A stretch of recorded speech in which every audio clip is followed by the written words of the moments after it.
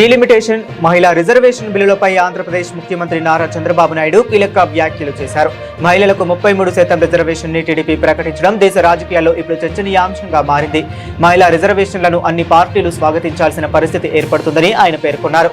మొదటి నుంచి మహిళలకు టీడీపీ అండగా ఉందని సీఎం చంద్రబాబు చెప్పుకొచ్చారు.